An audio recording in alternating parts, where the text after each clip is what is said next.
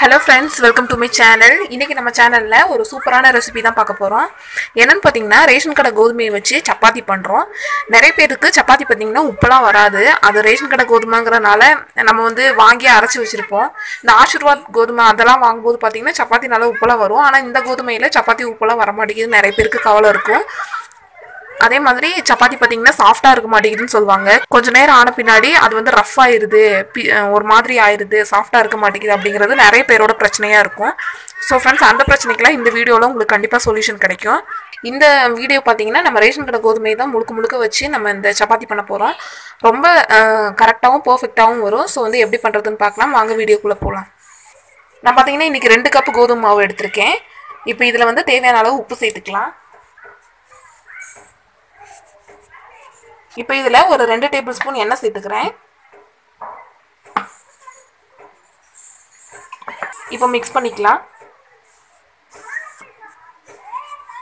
பிடிச்சா இந்த மாதிரி நிற்கணும். ஸோ இது கரெக்டான பதம். இப்போ தண்ணி ஊற்றி பிசைஞ்சிக்கலாம்.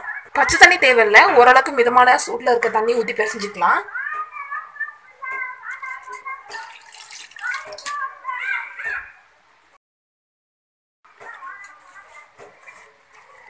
ஒரே தான் தண்ணி ஊற்றாதீங்க, கொஞ்சம் கொஞ்சமாக தண்ணி சேர்த்து பிசைங்க. ஸோ பார்த்தீங்கன்னா மாவு பிசைஞ்சாச்சு. பாருங்கள், இவ்வளோ சாஃப்டாக பிசைஞ்சிருக்கேன். இப்போ இது மேலே எண்ணெய் தடவிக்கலாம்.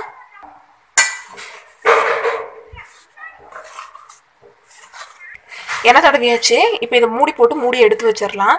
நான் எவ்வளோ நேரம் வைக்க போகிறேன் அப்படின்னா, எனக்கு டைம் இருக்குது, அதனால் நான் ஒரு 1 hour வைக்கிறேன். உங்களுக்கு டைம் இருக்கிறத பொறுத்து நீங்கள் அட்ஜஸ்ட் பண்ணிக்கலாம். மினிமம் பார்த்தீங்கன்னா ஒரு 30 minutes வைக்கணும். வச்சிங்கன்னா தான் அந்த சப்பாத்தி நல்லா உப்பி வரும். ஸோ இப்போ இதை மூடி போட்டு மூடி எடுத்து வச்சிடலாம். பாருங்கள், மாவு நல்லா ஊறி இருக்குது. இப்போ சப்பாத்திக்கு தேவையான அளவு கொஞ்சோண்டு மாவு மட்டும் எடுத்துக்கலாம். எடுத்துகிட்டு மீதி இதே மாதிரி மூடி வச்சுக்கலாம். பாருங்கள், கொஞ்சமாக எடுத்துகிட்டு மீதி மூடி வச்சிட்றேன். கொஞ்சமாக மாவு தூவிக்கலாம்.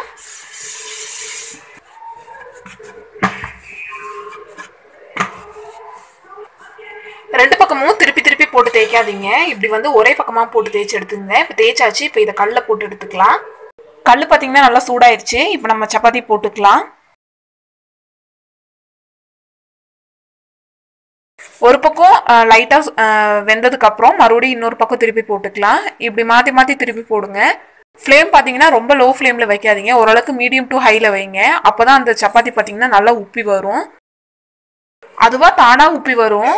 நம்ம தேவைப்பட்டால் லைட்டாக சைடில் மட்டும் லைட்டாக ப்ரெஸ் பண்ணி கொடுத்தோம்னா போதும்.